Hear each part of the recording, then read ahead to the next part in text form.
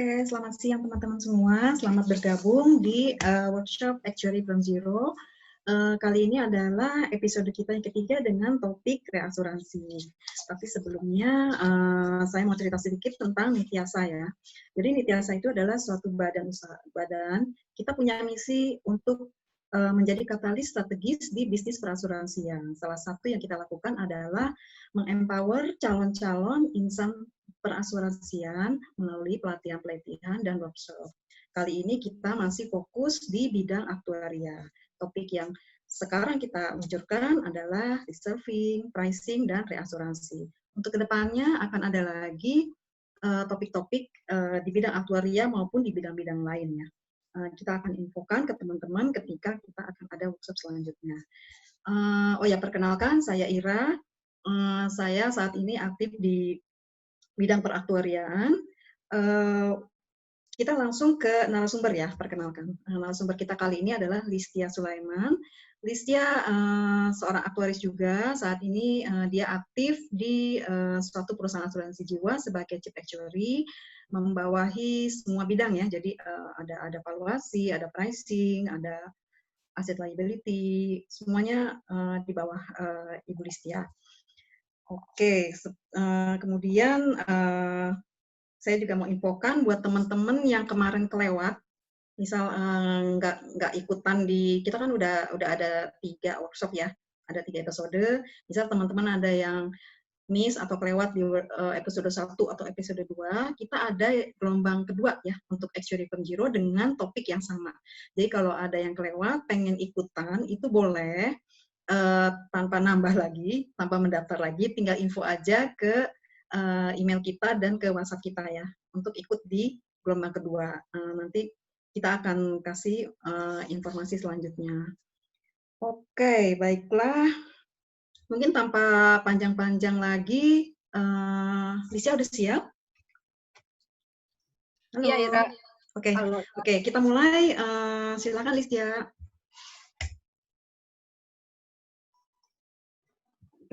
Oke, terima kasih Ira. Oke, Assalamualaikum warahmatullahi wabarakatuh. Selamat bertemu kembali rekan-rekan semua dengan kami. Saya Listia. Saya akan sharing di episode terakhir Actuary from Zero webinar. Ini adalah topik yang ketiga, yaitu topik yang terakhir. Yang akan saya sharing kali ini adalah mengenai reasuransi.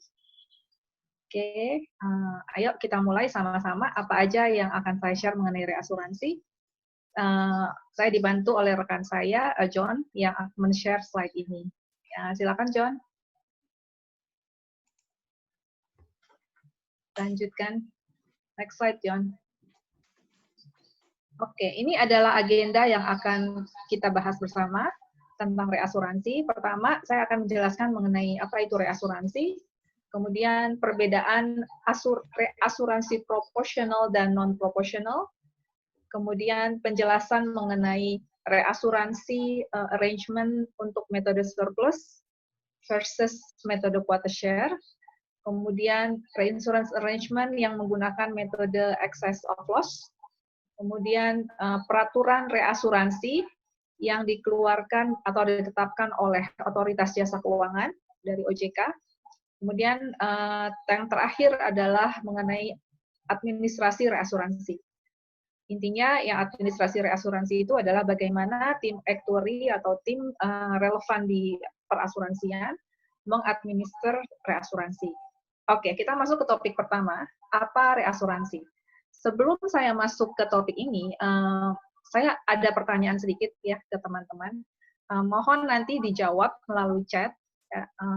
Ini sebenarnya simpel sih, karena jika teman-teman sudah mengikuti 2 topik yang pertama kali, ya, yang sudah dijelaskan mengenai reserving, kemudian mengenai produk asuransi, jadi kurang lebih teman-teman semua sudah paham, sudah familiar, sebenarnya apa sih core bisnis apa yang dikelola oleh perusahaan asuransi.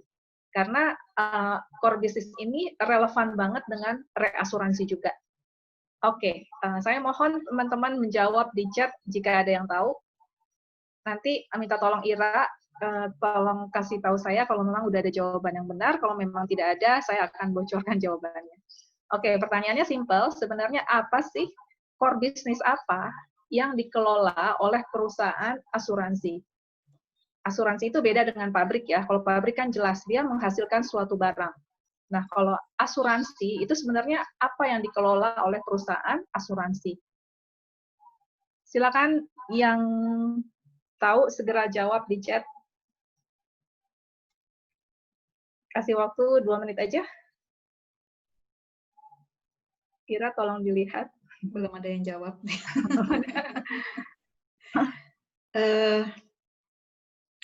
Udah siap kopi nggak ya? Mungkin ini jamnya siang-siang.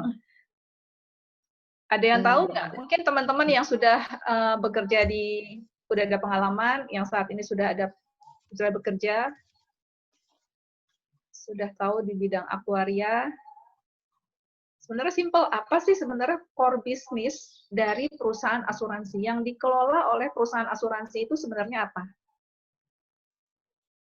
Asuransi apa reasuransi? Perusahaan asuransi dan reasuransi. Dan reasuransi, oke. Iya. Boleh saya jawab nggak? Nggak ada yang tahu ya? Oke, kalau nggak ada yang tahu, boleh. Nah, ini ada yang jawab tuh kayaknya, Ra. Apa ini? Jawabannya risiko. Pengelolaan risiko. Betul nggak? Iya, benar sekali. Ya, ada yang jawab ya? Iya, ini yang jawab namanya Rediva. Dari Rediva Azhara. Iya, benar. Oke, thank you Rediva, itu benar sekali. Ya, berarti sudah paham ya, sebenarnya di perusahaan asuransi maupun reasuransi yang dikelola adalah resiko. Ya, jadi kita perusahaan asuransi dan reasuransi itu adalah mengelola resiko. Oke, itu udah benar. Baru kita masuk ke topik pertama, saya akan jelaskan mengenai apa itu reasuransi. Nah, di sini di slide dapat dilihat ada 3 pihak, ya. Ada tertanggung atau disebut juga insert atau peserta, kemudian ada perusahaan asuransi atau disebut juga ceding, kemudian ada perusahaan reasuransi disebut juga reasurador. Dari mulai peserta sampai dengan reasuransi, ini ada kaitannya karena dari satu pihak ke pihak lain adalah mentransfer resiko. Jadi tertanggung mentransfer resiko ke perusahaan asuransi. Ya. Dengan cara apa? Dengan cara membeli polis, ya, membeli polis akad gitu. Polis berupa polis itu sebenarnya kan perjanjian dengan manfaat suatu produk, membeli produk yang ada perjanjiannya berupa polis. Nah, itulah mentransfer resiko dari tertanggung ke perusahaan asuransi. Kemudian perusahaan asuransi juga mentransfer resiko ke perusahaan reasuransi. Ya, jadi kaitannya seperti ini. Perusahaan asuransi itu tidak bisa semuanya menanggung resiko yang diterima dari para tertanggungnya, sehingga diperlukan transfer resiko ke perusahaan reasuransi. Jadi inilah kaitannya antara mulai dari tertanggung sampai dengan perusahaan reasuransi. Jadi bisa dibilang nasabahnya perusahaan reasuransi adalah perusahaan asuransi. Ya, jadi kliennya perusahaan reasuransi adalah perusahaan asuransi. Kalau nasabahnya atau customer-nya perusahaan asuransi, ya otomatis para tertanggung atau para pemegang polis. Oke, jadi kira-kira ini penjelasannya. Oke, next slide, minta tolong John. Oke, kita masuk ke kenapa ada reasuransi. Setiap perusahaan asuransi memiliki batas menanggung resiko sendiri. Resiko sendiri ini disebut juga retensi limit. Ya, jadi, jika suatu pertanggungan lebih besar dari batas retensi limit, kelebihan resiko inilah yang dialihkan ke reasuransi. Ya, bisa berupa perusahaan reasuransi ataupun ke perusahaan asuransi umum. Ya, jika digambarkan, ini bisa lihat di diagram, ya, ada resiko yang berwarna biru, kemudian yang warna pink itu adalah retensi sendiri, yang merupakan kesanggupan perusahaan untuk menahan resikonya, itu disebut retensi sendiri atau unretention atau retensi limit. Kelebihan di atas retensi limit itulah bagian resiko yang di-share, yang ditransfer ke pihak reasuransi. Yang warna kuning itu adalah bagian resiko yang ditransfer ke reasuransi. Ya, bisa dilihat penjelasannya. Saya mulai dari retensi sendiri.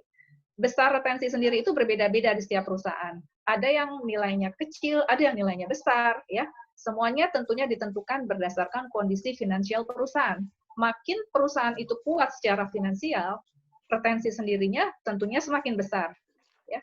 Pada umumnya retensi sendiri untuk perusahaan asuransi jiwa dinyatakan per jiwa tertanggung. Jadi bukan per polis, tapi per jiwa tertanggung. Maksudnya apa? Maksudnya satu orang bisa memiliki beberapa polis. Nah, itu diakumulasikan ya resikonya per satu orang, per jiwa. Oke. Kemudian reasuransi. Reasuransi, perusahaan asuransi mentransfer resikonya ke perusahaan reasuransi, sedangkan perusahaan asuransi umum mentransfer resikonya ke perusahaan reasuransi atau ke asuransi umum lainnya. Jadi ini penjelasannya. Oke. Kalau ada pertanyaan silakan boleh ya diajukan ke chat. Oke, sekarang kita masuk ke tujuan reasuransi. Kenapa sih perlu reasuransi? Nah, tadi selain mentransfer risiko, tentunya tujuan dari mentransfer risiko itu adalah menjaga cash flow perusahaan. Ya, perusahaan itu harus menjaga cash flow-nya ya, sehingga diharapkan akan mengurangi fluktualitas biaya klaim. Ya, kalau terjadi klaim yang besar, artinya kan perusahaan asuransi itu sharing resiko dengan reasuransi. Nanti kita berbagi resiko lah. Jika ada claims, nanti reasuransi juga akan membayarkan claims kita bersama-sama dengan perusahaan asuransi. Jika memang ada yang di-share resikonya. Oke, kemudian selain itu, dengan adanya menjaga cash flow, diharapkan perusahaan asuransi juga akan menjaga solvensinya. Ya, tingkat kesehatan perusahaan itu akan terjaga baik. Oke.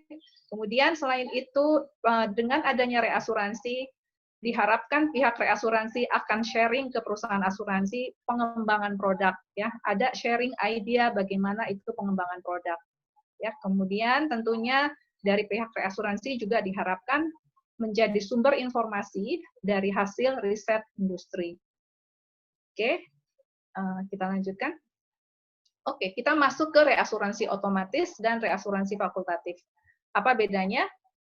Kalau reasuransi otomatis, ya, dukungan reasuransi diberikan secara otomatis selama resiko yang direasuransikan memenuhi persyaratan dalam kerjasama reasuransi.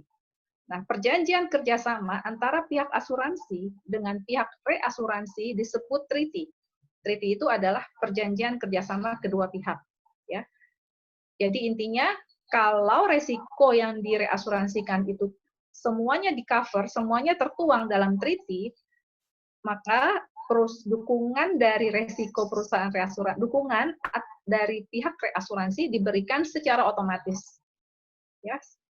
Kalau reasuransi fakultatif itu jika kondisinya tidak diperoleh dukungan reasuransi otomatis, kemudian tidak mencukupi untuk resiko yang direasuransikan, ya. Kemudian ada perbedaan persyaratan atau term and condition atas resiko yang diasuransikan dengan treaty otomatis. Ya. Kemudian kalau reasuransi fakultatif, pihak asuransi itu harus menawarkan, kita nawar dulu, ada negosiasi, ya, negosiasi dengan pihak reasuransi untuk mendapatkan persetujuan dukungan. Jadi pihak reasuransi itu bisa aja menolak kalau memang dia nggak mampu men-accept resiko tersebut. Ya, that's why kalau fakultatif itu ada tawar-menawar dulu di awal. Kalau otomatis itu pasti diterima oleh pihak reasuransi dengan syarat resikonya itu sesuai dengan treaty. Oke, jadi itu penjelasannya ya. Oke, next slide, John. Oke, kita selesai di tahap pertama. Ada pertanyaan kah? Maaf. Saya boleh tanya ya, Listia ya? Silakan. Tadi kan dibahas tentang retention limit ya, atau on retention. Iya. Terus dijelaskan juga itu berbeda-beda setiap perusahaan. Nah itu boleh dijelaskan nggak gimana biasanya perusahaan menentukan retensi sendiri atau retention limit? Oke. Kalau penentuan retensi limit, tadi saya sudah jelaskan di depan, itu tergantung dari kondisi finansial perusahaan. Semakin perusahaan itu financially strong, tingkat retensi sendirinya itu semakin besar. Bagaimana cara penentuannya? Itu sebenarnya ada studinya. Ya, tim aktuaria itu melakukan study, retention study untuk menetapkan retensi limit. Caranya gimana? Nah, itu sebenarnya retensi study itu kan terkait sama risk appetite perusahaan. Ya, apa sih risk appetite itu? Kondisi resiko yang dapat diterima oleh perusahaan. Intinya gitu kalau risk appetite perusahaan. Ya, jadi biasanya untuk membuat study retention itu objektifnya sih simple, gimana caranya kita mendapatkan tingkat retensi yang optimal, ya. Artinya apa optimal? Artinya bisa memberikan profit yang optimal kepada dari perusahaan asuransi dengan cara sharing resiko itu dan meminimalisir resiko. Jadi intinya sih itu sih, kuncinya itu. Kita ingin mendapatkan profit ya atas sharing resiko ke pihak reasuransi di level berapa retensi limitnya, ya. Kemudian tujuannya juga kita harus meminimalisir resiko kita. Yang diukur apa aja? Yang diukur banyak, tentunya dari tingkat solvabilitas. Kemudian dari tingkat profit and loss, ya, profit and loss dari perusahaan. Kemudian dari tingkat value of new business dari suatu produk itu. Itu banyak, ada beberapa parameternya. Itu yang diukur dari perusahaan pada saat melakukan retention study. Kira-kira itu gambarannya. Oke, cukup menjawab kah? Boleh nanya lagi? Silakan. Bisa nggak dikasih contoh itu reasuransi yang fakultatif itu apa aja ya contohnya ya? Oke, kalau reasuransi fakultatif, cara sebenarnya simple sih. Jadi gini contohnya ya. Kalau reasuransi otomatis itu biasanya ada batas binding limit, auto binding limit. Kita sebutnya auto binding limit, itu tertera di treaty. Maksudnya apa sih auto binding limit? Itu adalah batas maksimum resiko yang automatically diterima oleh reasuransi. In excess, in above of auto binding limit itu artinya harus masuk ke fakultatif. Misalkan auto binding limit suatu treaty misalkan 2 miliar. Artinya apa? Jika satu jiwa mempunyai resiko masih di bawah tadi saya sebut 1 miliar ya? 2 miliar. Masih di kisaran 2 miliar, maksimal 2 miliar, itu reasuransi itu pasti menerima. Gitu. Kalau di atas 2 miliar, itu udah nggak bisa nerima lagi, makanya harus perlu negosiasi ke fakultatif. Gitu. Nah, 2 miliar itu sendiri, itu sebenarnya kan di atas retensi limit perusahaan, kan? Retensi limit perusahaan bisa aja cuma 500 juta. Gitu. Auto binding limitnya di 2 miliar. Nah, selama dia uang pertanggungannya atau resikonya per jiwa itu di bawah level 2 miliar, itu otomatis diterima oleh perusahaan reasuransi. Tapi kalau udah di atas itu jatuhnya fakultatif. Contoh lain seperti produk kesehatan atau produk yang simple group term life itu ya, term life. Kalau seandainya ada perbedaan di term and condition di produk features-nya gitu. Ya, itu yang nggak ada tertera di treaty, itu makanya jadinya fakultatif. Misalkan underwriting-nya harusnya full underwriting, ya, tapi customer kita maunya guarantee acceptance aja nih tanpa underwriting. Nah, itu kan nggak bisa kan, nerima kan, karena tidak sesuai dengan produk spek. Nah, itu jadi bisa kita tawarkan ke reas. Berani nggak kita nanggung ini portofolio ini, ya, tanpa full underwriting. Makanya jadilah fakultatif. Oke. Oh, jadi pokoknya sepanjang dia di luar batas-batas yang tercantum di treaty itu masuk ke fakultatif gitu ya? Iya. Oke. Boleh lanjut? Oke, silakan. Oke, kita masuk ke topik kedua, asuransi proporsional dan non-proporsional. Apa bedanya? Kita bisa dilihat di sini. Reasuransi proporsional, ini artinya apa? Artinya shedding tadi udah jelas ya, shedding itu adalah perusahaan asuransi. Ya, perusahaan asuransi harus memberikan data polis atau data polis tertanggung yang direasuransikan kepada pihak reasuransi. Pihak reasuransi melakukan assessment terhadap risiko dari setiap polis tertanggung yang direasuransikan untuk menghitung proporsi risiko yang ditanggung. Ya, shedding dan reasuransi keduanya akan membayarkan klaim jika terjadi klaim sesuai proporsi resiko share masing-masing. Jadi di reasuransi proporsional itu objeknya itu adalah polis, ya polis-polis para peserta, para tertanggung asuransi. Oke, intinya itu. Ada catatan di bawah, ini maksudnya gini, apapun jenis reasuransi yang digunakan, proporsional maupun non-proporsional, semua premi yang diterima oleh Seding menjadi aset milik Seding seluruhnya. Maksudnya apa? Maksudnya setiap premi yang diterima atas satu polis, ya nantinya itu walaupun ada sharing resiko ke pihak reas, tapi total premi yang diterima perusahaan asuransi itu akan diakui sepenuhnya sebagai aset perusahaan asuransi, sebagai total revenue atau total premium income dari Seding. Gitu. Intinya itu penjelasan ini. Ya. Oke, kita masuk ke slide selanjutnya. Nah, ini contohnya reasuransi proporsional ilustrasi. Jadi Seding itu menanggung ada polis A, polis B, polis C, ya. Kemudian Seding mentransfer resikonya ke pihak reasuransi untuk polis-polis yang sama, polis A, polis B, polis C. Itu ditransfer resikonya ke reasuransi. Sehingga objek reasuransi adalah polis-polis. Nah, ini mentransfer resiko secara proporsional sesuai dengan reinsurance agreement atau reinsurance arrangement antara kedua pihak. Pihak asuransi atau Seding dan pihak reasuransi. Atas polis-polis A, B, dan C. Nah, berarti yang ditransfer ini si polis A, polis B, polis C, resikonya ini udah di atas retensi limit Seding. Makanya perlulah dukungan pihak reasuransi. Oke, ini ilustrasinya. Kita masuk ke selanjutnya.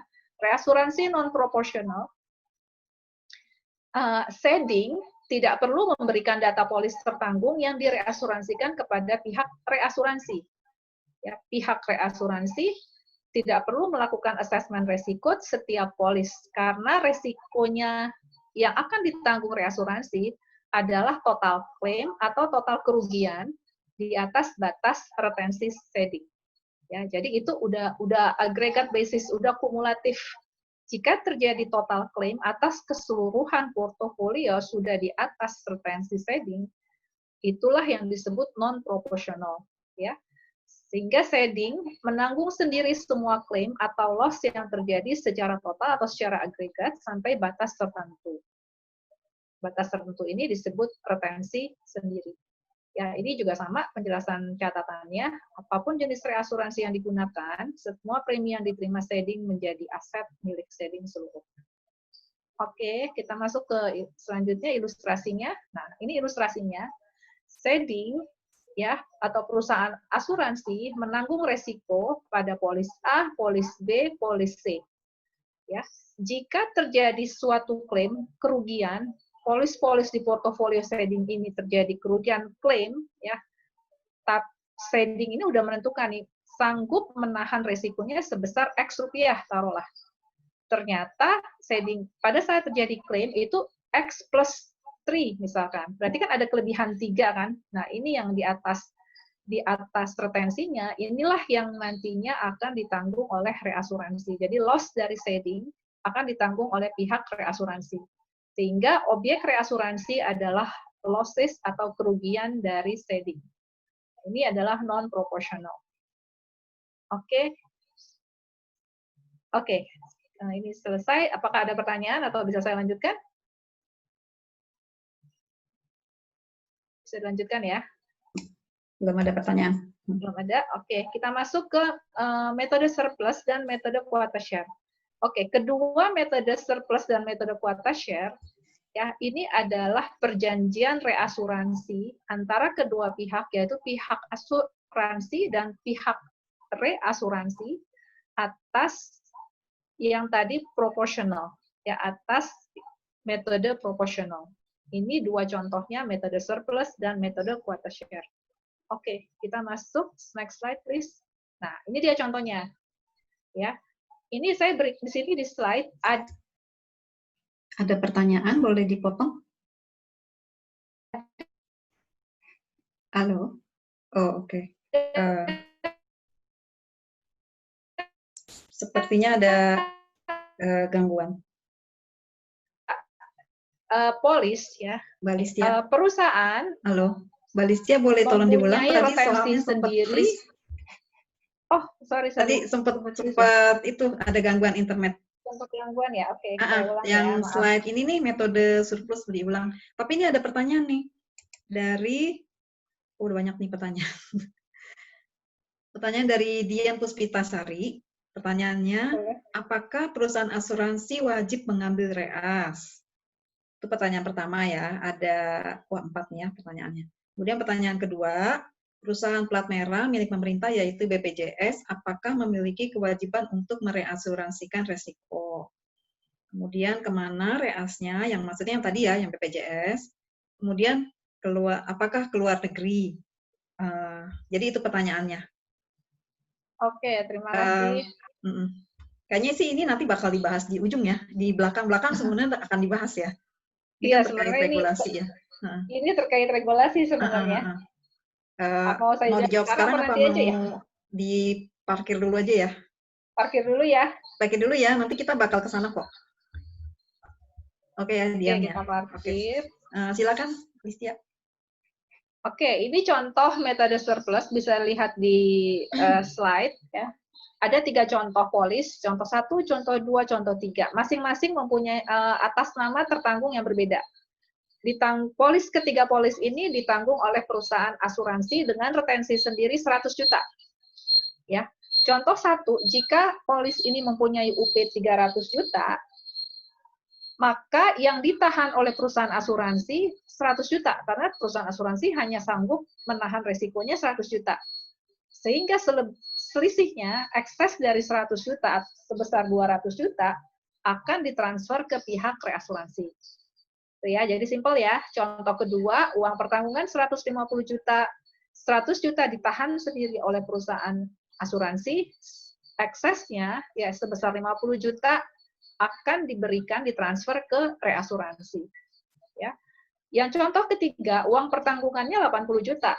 Karena ini masih di bawah retensi perusahaan 100 juta, ya otomatis ini ditahan semua oleh pihak asuransi, sehingga tidak ada porsi yang direasuransikan. Oke, jadi ini contohnya. Oke, next slide. Nah, ini contoh lain nih. Masih contoh surplus. Ini untuk perusahaan yang retensi sendirinya lebih tinggi, 200 juta. Perusahaan A mempunyai tertanggung namanya Mr. X. Ya. Mr. X ini mempunyai 3 polis di perusahaan ini. Dia membeli polis gitu ya. Ada 3 polis ya. Tapi tertanggungnya si Mr. X juga. Polis pertama, Mr. X mempunyai uang pertanggungan 100 juta. Polis kedua, dia membeli dengan uang pertanggungan 125 juta. Polis ketiga, dia beli lagi uang pertanggungan 100 juta. Nah, bagaimana cara kerjanya? Ya, oke, cara kerjanya yang polis pertama, pembelian pertama 100 juta. Karena masih ada di bawah retensi sendiri, maka semuanya ditahan oleh perusahaan asuransi, sehingga tidak ada yang direasuransikan. Oke, yang polis kedua, pembelian kedua, 125 juta. Kalau kita kumulatifkan, total resikonya 225 juta kan? Ya. 225 juta ini ada selisih 25 juta dari retensi sendiri. Ngerti nggak? Ya kan retensi sendirinya 200 juta. Total resiko per life-nya udah 225 juta. Jadi ada eksesnya 25 juta, sehingga 25 juta itulah yang direasuransikan, yang ditahan sendiri oleh perusahaan 100 juta.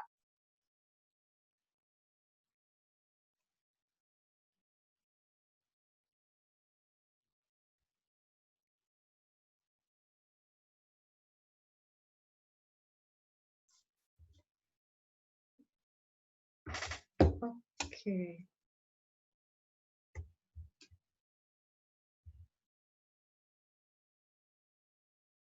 Mohon maaf, ini sepertinya ada ke ini lagi ya.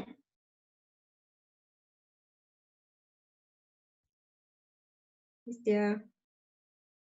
Tunggu sebentar ya.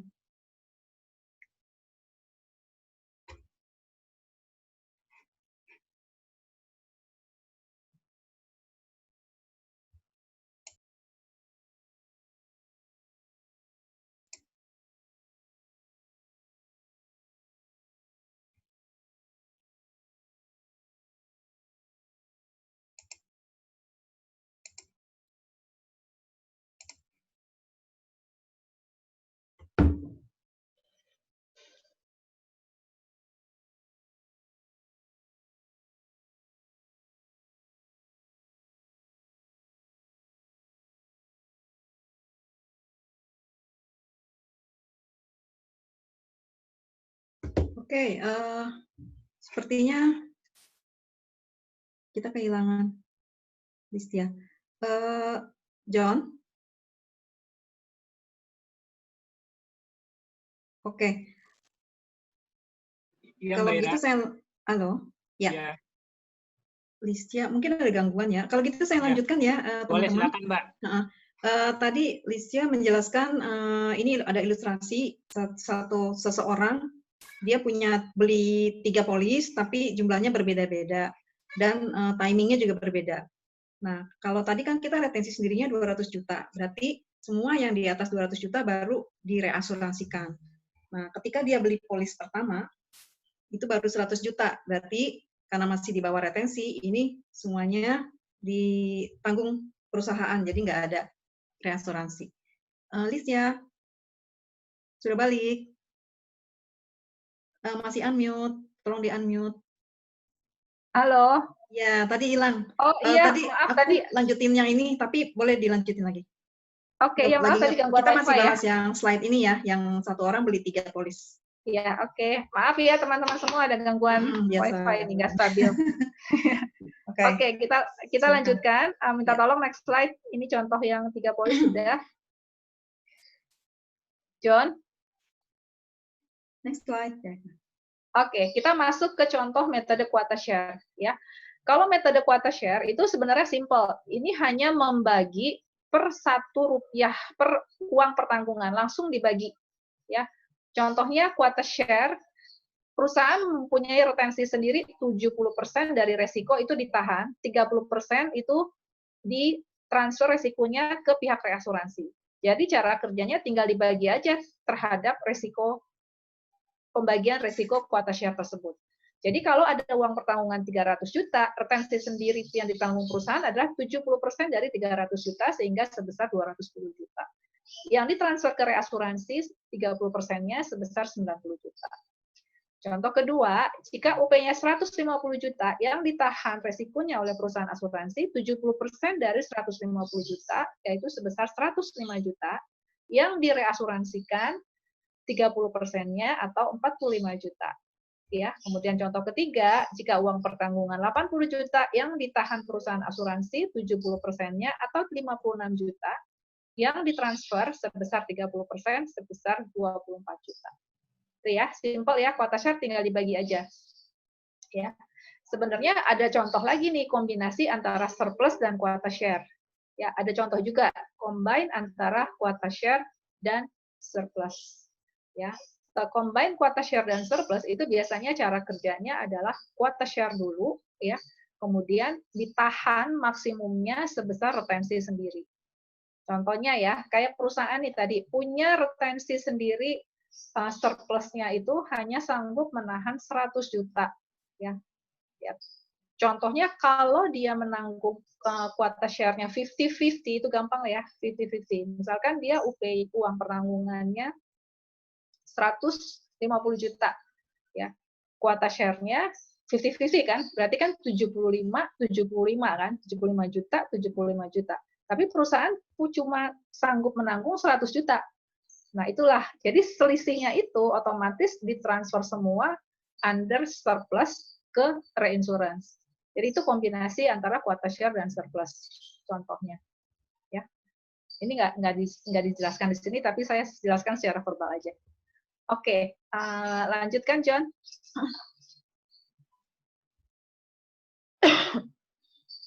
Next slide. Next slide. Selanjutnya, John. Selanjutnya, John. Iya lagi ini, sebentar lagi hang ini. Maaf ya, ini kalau nggak stabil. Ini gangguan banyak ya.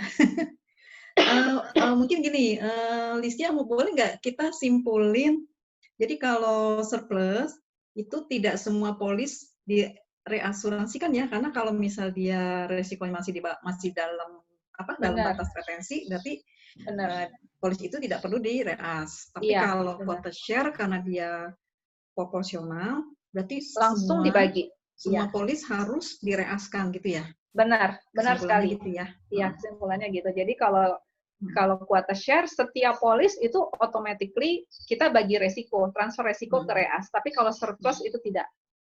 Ya. Oke. Kita ada lanjutkan. Pertanyaan? Ada pertanyaan, Belum boleh? ada sih. Belum ada pertanyaan. Belum ada ya. Kita lanjut ya. Ya. Oke. Silakan John. Silakan John. Ya lagi ini kan, bentar. Ya.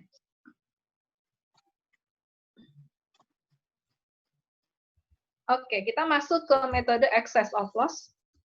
Ini metode excess of loss tadi di depan sudah dijelaskan. Metode excess of loss adalah non-proportional reinsurance. Ya. Excess of loss, kategori reasuransi non-proportional, objeknya adalah loss dari ceding, bukan polis. Ya. Reasuransi hanya menanggung resiko di atas batas nilai tertentu atau batas retensi. Ya, batas retensi dapat berupa persentase atau bisa juga amount, langsung absolute amount. Ya. Periode reasuransi biasanya setahun berdasarkan underwriting year, di mana batas retensi itu ditinjau ulang setiap renewal. Ya. Ini gambarnya, grafiknya. Total resiko atas seluruh polis itu yang berwarna biru, ceding hanya bisa menanggung yang berwarna kuning.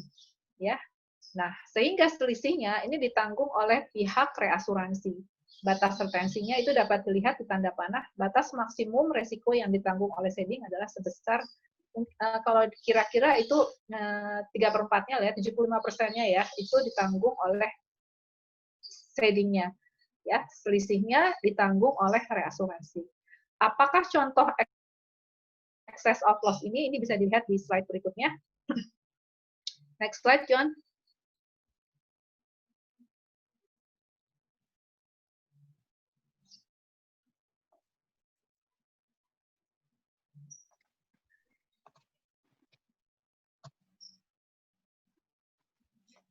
Listia ada pertanyaan dari Rohmat Ferry. Iya. Pertanyaannya, apakah perusahaan reas menanggung resiko sendiri? Terus pertanyaan berikutnya, atau bisa bekerja sama dengan sesama reas?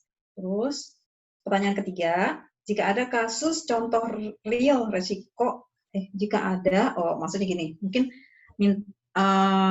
jika ada, apakah ada kasus contoh real resiko dalam industri seperti apa? Oke. Jadi contohnya ya. Reas itu dia menanggung sendiri apa tidak? Terus bisa nggak dia ada contohnya nggak gitu ya? Oke, ya, oke. Ada contoh nggak? Mungkin itu. Iya, pertanyaannya bagus. Sebenarnya dari pihak reas itu nggak berhenti. Ya, sebenarnya reas pun punya retensi juga. Ya, pihak reasuransi juga dia nggak bisa menanggung keseluruhnya. Ya, karena pihak reasuransi pun dia ada batas retensi sendiri. Oleh karena itu, pihak reasuransi juga akan mentransfer resikonya ke pihak lain. Nah, arrangementnya apa? Itu namanya retrosesi. Ya, namanya retrosesi. Ini nggak dijelaskan di slide di depan karena agak panjang nantinya. Gitu ya. Jadi sebenarnya ada lagi dari pihak reas, nggak berhenti di situ aja, karena pihak reas juga punya retensi sendiri.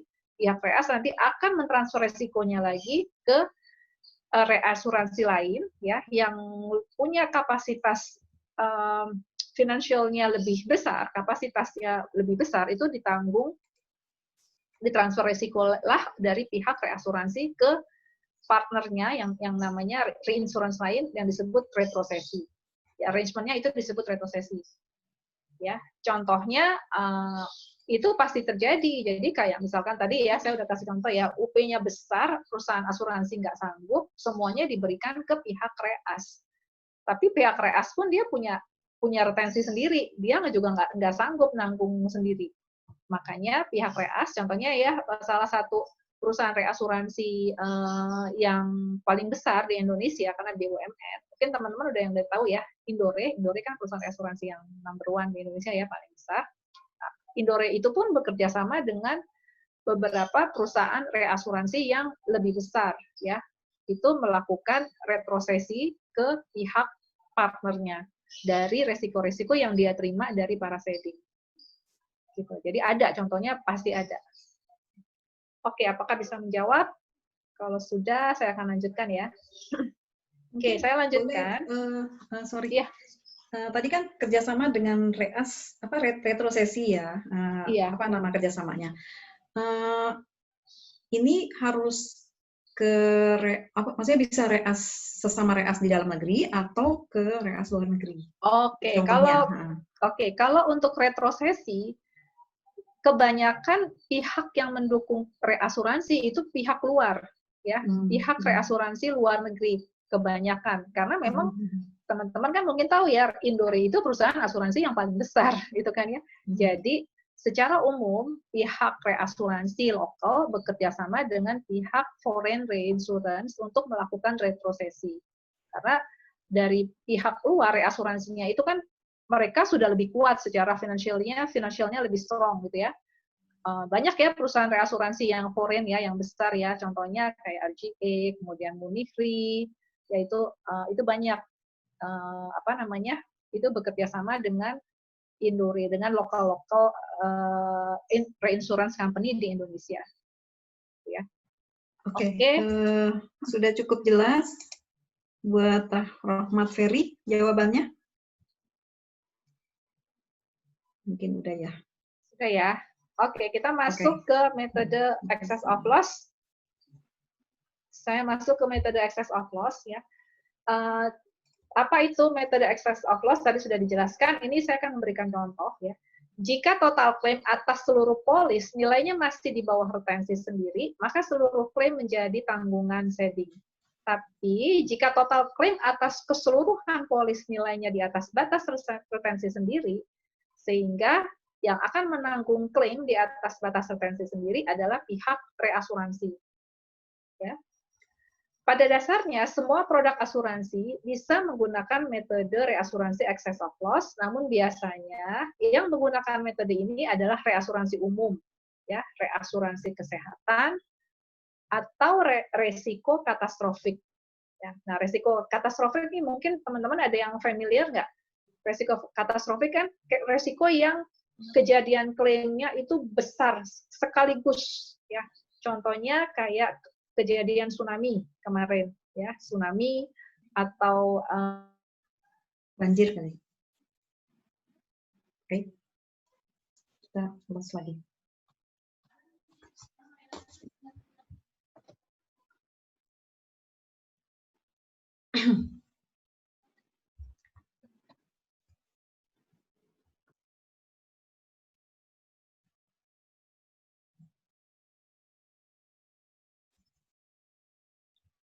Ya, kayaknya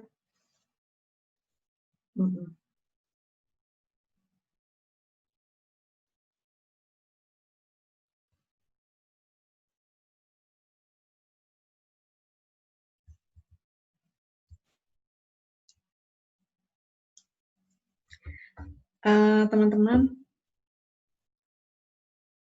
sepertinya Ibu Listia hilang lagi ya. Bentar ya. Saya bantu untuk jelasin slide ini kali ya. Kita tadi bicara excess of loss, di mana objeknya bukan polis by polis, tapi total loss ya. Nah ini ada contoh, tadi Listia menjelaskan bahwa semua produk asuransi bisa menggunakan excess of loss, tapi biasanya di asuransi umum, kesehatan, atau yang katastrofik. Nah, katastrofik itu adalah asuransi untuk mengcover risiko yang sangat besar. Nah, makanya namanya katastrofik. Nah, itu contohnya kayak tadi tsunami, gempa bumi, atau contoh yang real itu katastrofik adalah, Listia udah kembali. Halo, Listia. Tadi hilang. Halo, Ra. Hilang tadi lagi jelasin katastrofik. Oh iya, maaf. Ya, maaf ya teman-teman ya. Ini nggak stabil soalnya internet di rumah saya nih. Oke, kita lanjutkan ya. Kita lanjutkan. Tadi kita bahas mengenai metode excess of loss. Sudah sampai di resiko katastrofik ya. Contohnya yang tadi kejadian tsunami atau kejadian pesawat ya. Pesawat seperti yang kemarin kejadian beberapa tahun yang lalu di Air Asia, itu adalah salah satu contoh kejadian resiko katastrofik ya. Sehingga perusahaan asuransi menjual produk asuransi kesehatan, ya ini contohnya ya, namun hanya ingin menanggung risiko sampai batas 90% dari premi, sehingga batas retensi adalah 90% premi. Kemudian, suatu perusahaan asuransi menanggung risiko katastrofik, namun hanya ingin menanggung risiko secara agregat sampai dengan 100 miliar. Ya, batas retensinya makanya disebut 100 miliar. In excess, di atas 100 miliar itu ditransfer ke pihak reasuransi. Ini contoh yang resiko atau perjanjian kerjasama atas resiko katastrofik. Jadi in aggregate portfolio atas satu kejadian. Oke. Next slide, John.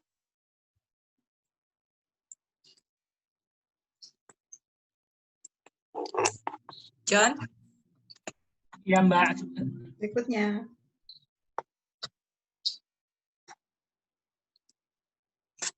Mungkin ini ya, hari ini tadi kan hujannya gede banget ya, Listia ya. Jadi ini kali ya, sinyalnya terganggu. Iya, sinyalnya lagi jelek nih. Silakan, slide berikut, John. Iya, belum bisa nih, sebentar. Oke, lagi loading. Iya.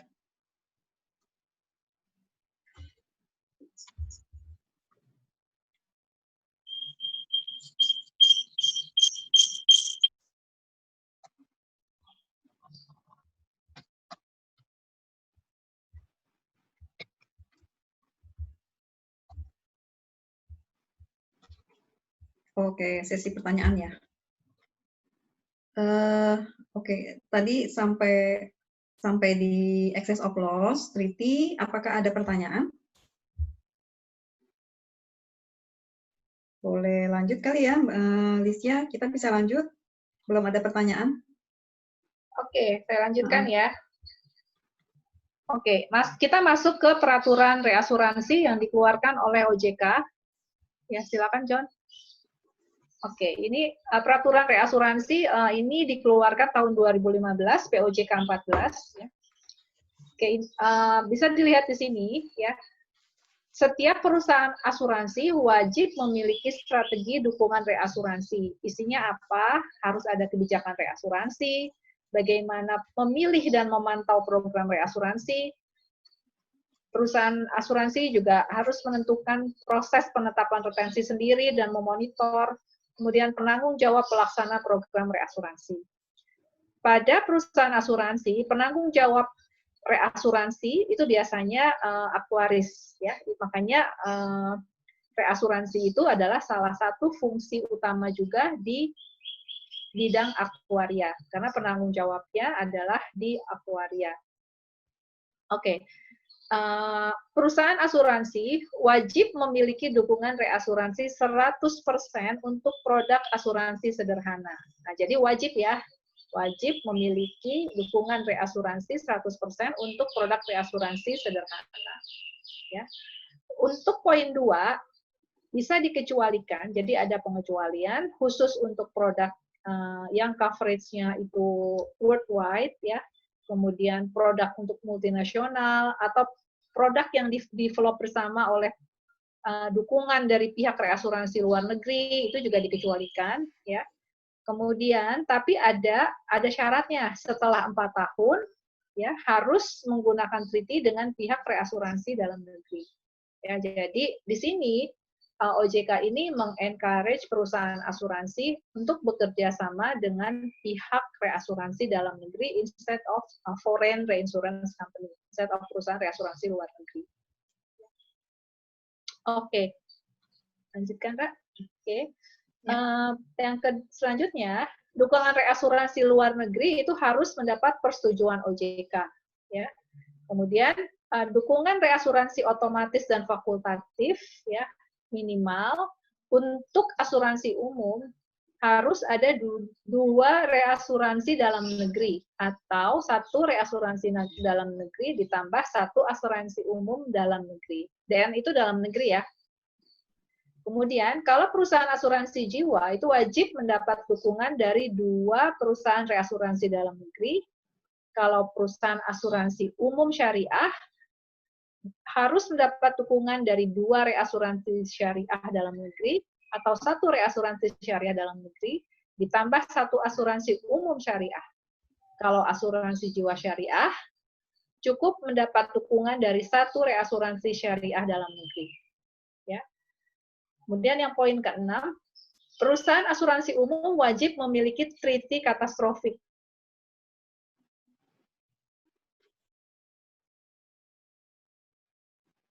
Putus lagi. Oke. Sepertinya terputus lagi. Saya recap yang nomor 5 ya. Jadi dukungan reas otomatis dan fakultatif kalau menurut POJK itu ada persyaratannya. Kalau dia asuransi umum itu dia boleh dua-duanya ke reas dalam negeri atau 1 reas dalam negeri, 1 lagi sesama reasuransi umum. Jadi kalau di asuransi umum itu sesama perusahaan asuransi umum bisa saling mereaskan. Kalau asuransi jiwa itu nggak bisa saling mereaskan, dia harus ke perusahaan reasuransi semua. Jadi dua-duanya adalah reasuransi dalam negeri. Kemudian kalau syariah, untuk yang umum sama aturannya. Jadi mereka bisa saling mereas kalau di asuransi umum. Jadi syaratnya ini 2 reasuransi syariah dalam negeri atau 1 reas dan 1 asuransi umum. Dua-duanya harus yang prinsip syariah ya. Kemudian yang asuransi jiwa syariah, nah ini dia persyaratannya 1, tapi reasuransi syariah dalam negeri. Jadi ini tadi yang recap nomor 5 ya. Lisia udah kembali? Udah? Udah, Ra. Oke. Aduh, maaf ya, ini apa nggak stabil banget. Aku recap nomor 5 tadi. Boleh lanjut ke nomor 6 dan 7. Oke. Oke, John. Oke. Yang nomor 7 kayaknya belum deh tadi.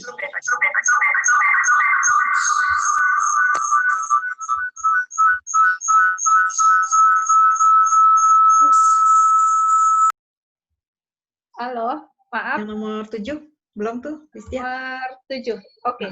Nomor 7, OJK mensyaratkan perusahaan asuransi itu mendapatkan dukungan reasuransi dari luar negeri yang memiliki peringkat rating triple B.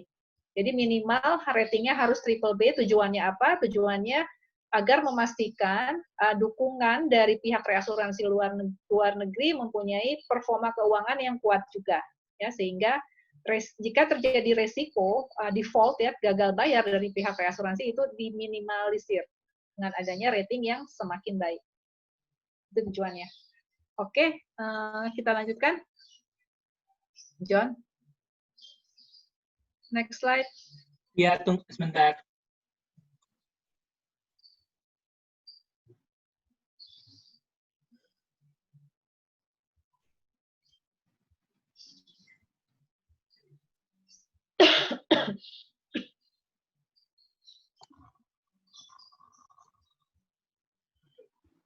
Oke, kita masuk ke peraturan OJK yang lebih terbaru, yaitu dikeluarkan tahun 2019, POJK 19. Ini hanya memberikan penjelasan tentang definisi resiko sederhana. Apa aja sih yang disebut resiko sederhana? Yang termasuk resiko sederhana itu adalah lini usaha asuransi kendaraan bermotor, asuransi kesehatan, asuransi kecelakaan diri, asuransi kredit, asuransi kematian, asuransi suretyship, asuransi tanggung gugat, ya, yang dilaksanakan berdasarkan Undang-Undang Nomor 34 Tahun 1964 tentang dana pertanggungan wajib kecelakaan lalu lintas. Selain di atas, bukan sebagai resiko sederhana. Ya. Khusus untuk asuransi kredit, surety, dan tanggung gugat, itu sebenarnya lebih relevan ke asuransi umum. Itu resiko yang ditanggung oleh asuransi umum. Ya, kalau asuransi kendaraan bermotor juga itu asuransi umum. Asuransi kesehatan dan asuransi kecelakaan diri itu bisa dikelola oleh asuransi umum maupun asuransi jiwa. Ya, asuransi kematian itu pasti dikelola oleh perusahaan asuransi jiwa. Ya. Oke, asuransi. Ya, kita masuk ke POJK yang paling terbaru yaitu tahun 2020, POJK nomor 39. Ya. Tentang perubahan kedua POJK 14 tahun 2015 ya.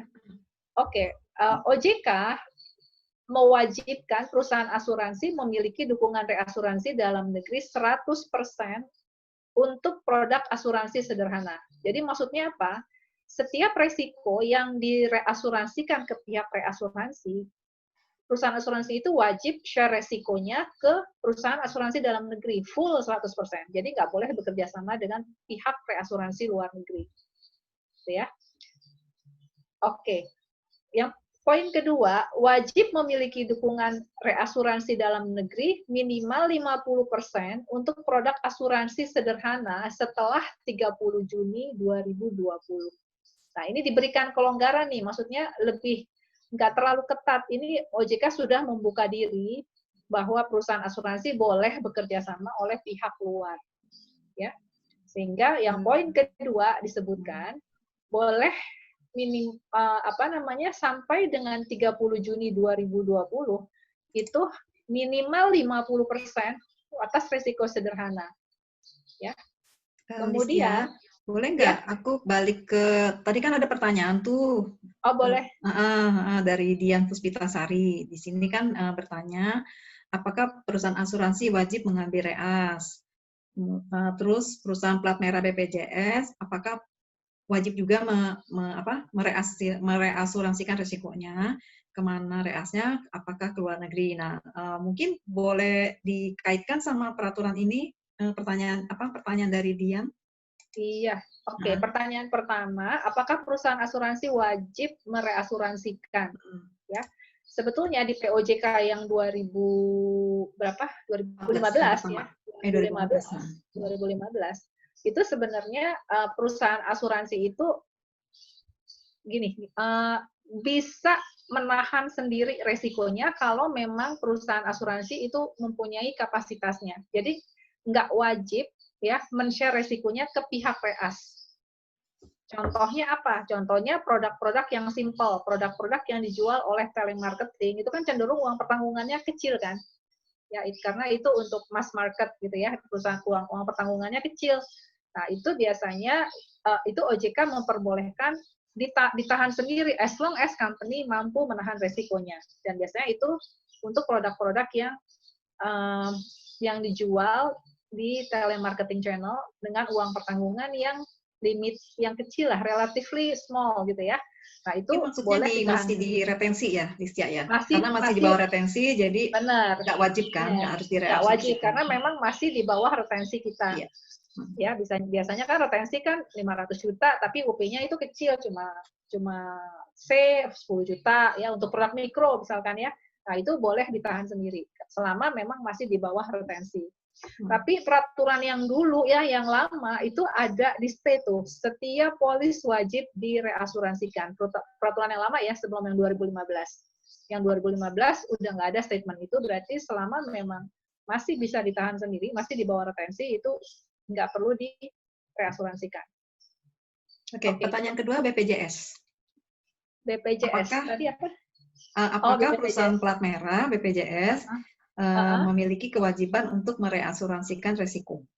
Oke, kalau BPJS itu kan asuransinya asuransi sosial. Ya, beda ya. Asuransi sosial beda dengan asuransi komersil yang kita punya nih, yang di perusahaan asuransi jiwa, perusahaan asuransi umum itu kan bisa dikategorikan asuransi komersial ya, komersial. Nah, kalau BPJS ya itu asuransi sosial ya. Jadi sebenarnya nggak ada pihak reasuransi yang menanggung kalau asuransi sosial. Karena apa? Karena yang nanggung ya negara, karena itu asuransi sosial kan. Nah, itu. Jadi berbeda ya dengan asuransi komersial seperti perusahaan asuransi jiwa dan perusahaan asuransi umum. Kalau kategorinya asuransi sosial itu nggak ditanggung oleh pihak reas, karena otomatis yang nanggung kerugiannya ya otomatis ditanggung oleh negara. Gitu. Lagi pertanyaan berikutnya, berarti kalau asuransi sosial saat ini ya memang tidak direaskan ya? Tidak direaskan. Memang negara yang menanggung, namanya juga sosial. Oke, jadi pertanyaan sudah terjawab ya. Kalau tadi kan ditanya BPJS, dia kewajiban mereasuransikan risiko apa enggak? Terus kemana reasnya? Apakah ke luar negeri? Berarti sudah jawab ya. Jadi emang tidak direaskan. Karena ini bentuknya adalah asuransi sosial. Beda lagi. Mungkin kita next bisa menjelaskan lagi ya tentang asuransi sosial ya. Pertemuan kita berikutnya lah. Iya. Oke. Oke. Coba ya saya cek lagi pertanyaan lain ada nggak ya? Oke, belum ada sih. Belum ada Kalau nggak pertanyaan lagi. ada, minta tolong next slide, John.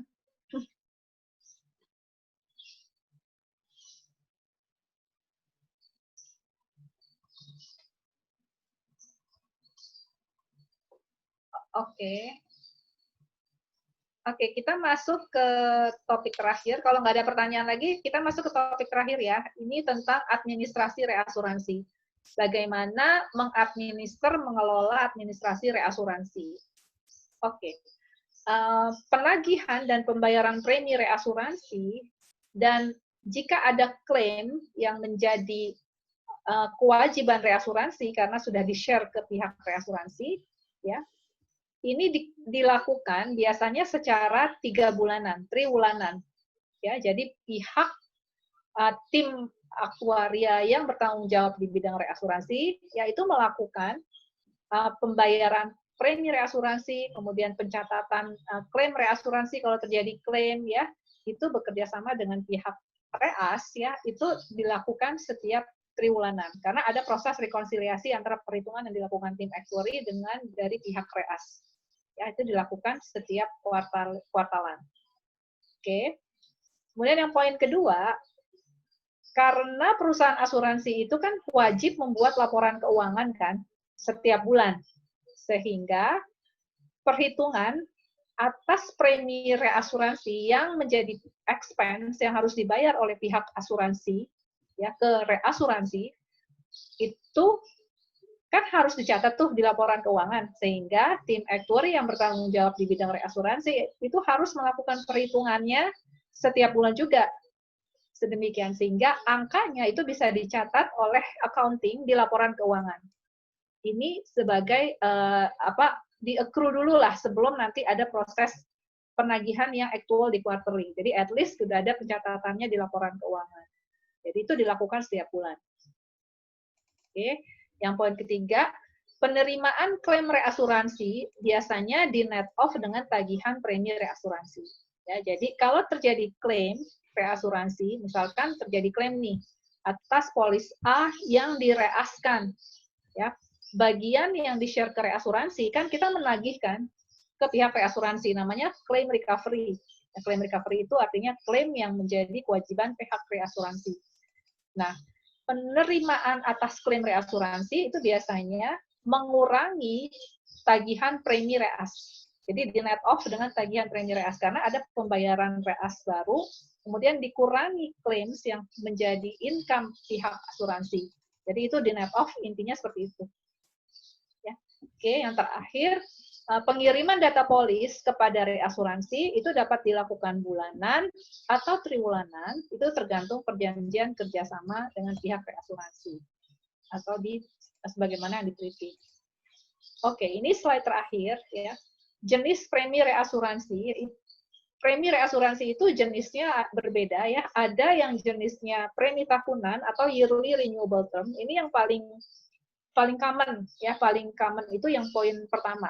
Premi reasuransi itu didesain setiap tahun, yearly renewable term, yang artinya itu premi reasuransi akan dibayarkan setiap tahun untuk mengcover pertanggungan setiap tahun polis, untuk membayar pertanggungan 1 tahun polis, ya, di mana nantinya rate premi itu akan meningkat dengan bertambahnya usia tertanggung. Karena apa? Karena kan semakin tua, resikonya semakin besar kan.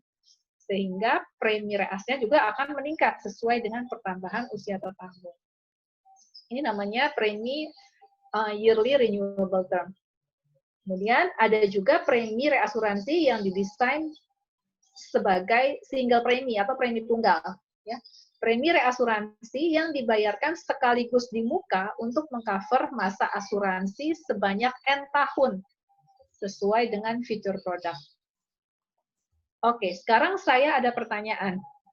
Dari contoh yearly renewable dibanding single premi, ya, kira-kira ada yang tahu nggak pihak reasuransi itu lebih prefer yang mana, yang membuat finansialnya itu lebih resikonya lebih berkurang lah, lebih kecil, ya. apakah mendesain secara tahunan, yearly renewable term, apakah premi tunggal? Ada yang tahu nggak kira-kira? Sebenarnya yang preferable, yang dipilih oleh pihak reasuransi itu yang mana sih? Yang poin pertama atau yang poin kedua? Dia lebih prefer yang mana nih secara financially, pihak reas itu dia lebih comfortable accept mendesain preminya itu apakah tahunan, yearly renewable, ataukah premi tunggal? Ada yang tahu nggak? Boleh dijawab di chat.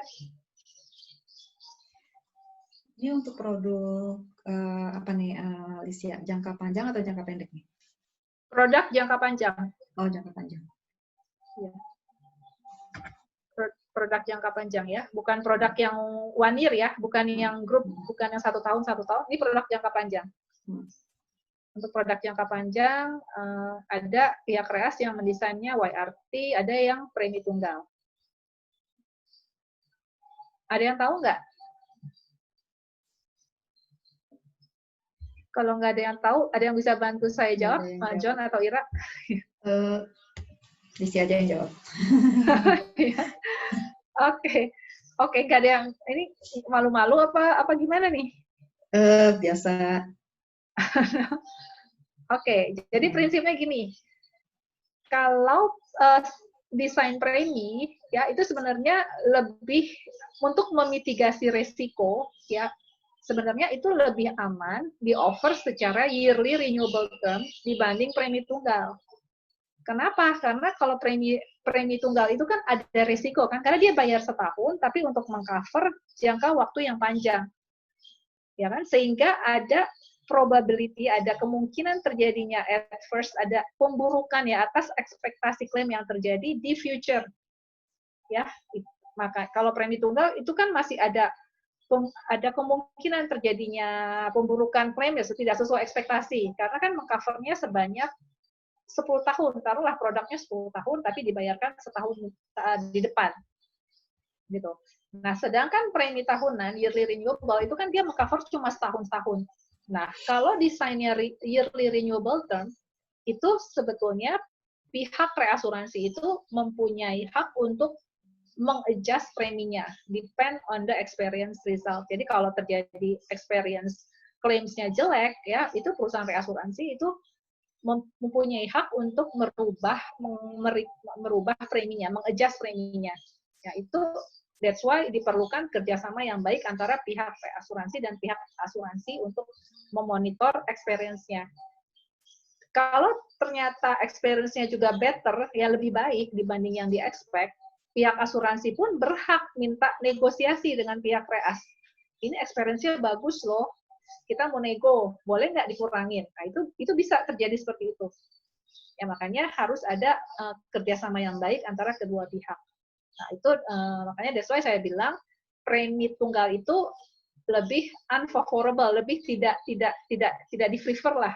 Karena apa? Karena resikonya lebih besar dibanding premi yang tahunan. Gitu. Sama juga dengan produk asuransi yang didesain yearly renewable dibanding premi tunggal, itu resikonya lebih tinggi yang didesain premi tunggal dibanding premi yang yearly renewable. Itu ya, kira-kira ya. Oke. Ada ini terakhir ya, slide-nya ya. Terakhir ya ini ya. Oke. Apakah ada pertanyaan nih dari teman-teman? Sudah cukup jelas ya. Berarti dari Lisya ada tambahan lagi nggak? Udah kok, kayaknya udah. Ya. Jadi udah ini ya, udah oke ya. Oke, saya mau mengulang lagi informasi yang tadi.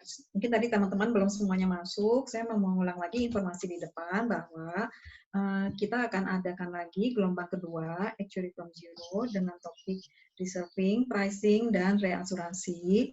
Bagi teman-teman yang udah ikuti gelombang pertama kemarin, tapi kelewatan 1 atau 2 episode, itu boleh ikutan di gelombang kedua, silakan hubungi email kita atau WhatsApp kita. Terus, kami juga mohon maaf ya, tadi berapa kali gangguan ya. Mohon maaf banget, nggak tahu kenapa nih hari ini agak nggak stabil ya internetnya. Terus, kita mau tambahin lagi, bahwa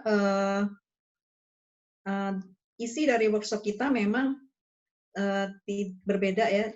Saya kurang tahu apakah ekspektasi dari teman-teman ini berupa angka-angka matematika banget, tapi tidak ya. Jadi kita di sini workshopnya memang tujuannya untuk menjelaskan hal-hal yang sifatnya udah aplikatif. Jadi bukan seperti teori-teori yang didapatkan di bangku kuliah ya, di kelas atau di kelas kuliah. Jadi kita lebih membantu teman-teman untuk mengempower supaya ilmu dan wawasannya lebih siap nanti ketika memang ingin berkarir di bidang akuaria, khususnya di industri perasuransian. Jadi kita kepengen seperti visi kita tadi, bahwa kita kepengen calon-calon insan aktuaria ini memiliki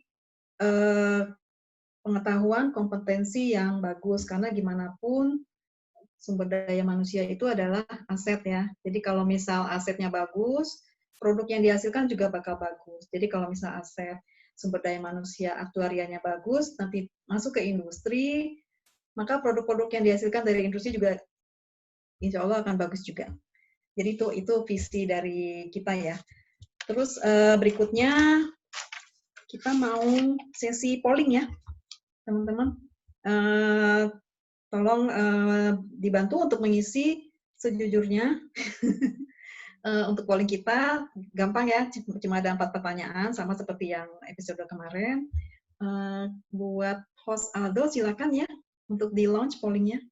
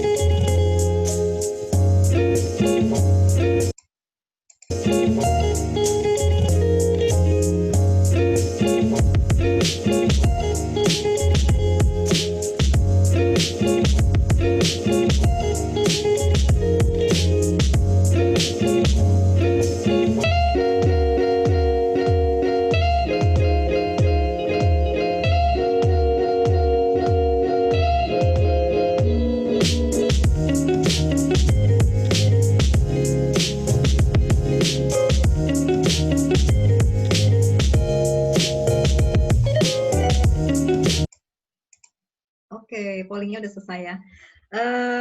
Ini kita udah di ujung acara ya, jadi supaya kita lebih saling mengenal, kita mau screenshot bersama. Kepada teman-teman, boleh diaktifkan videonya. Aldo, silakan.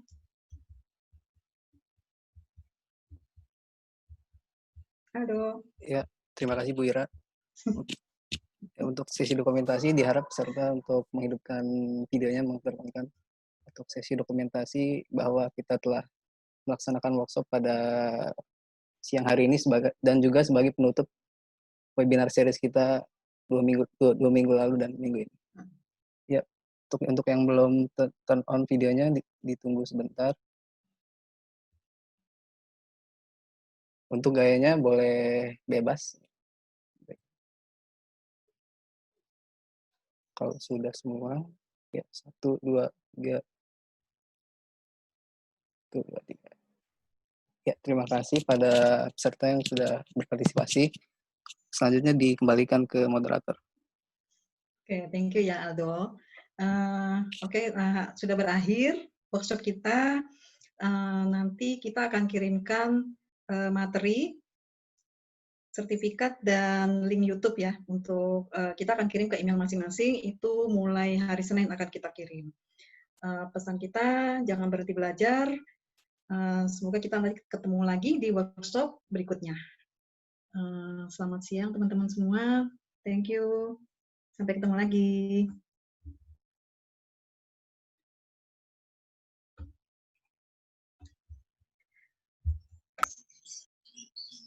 Terima kasih semua.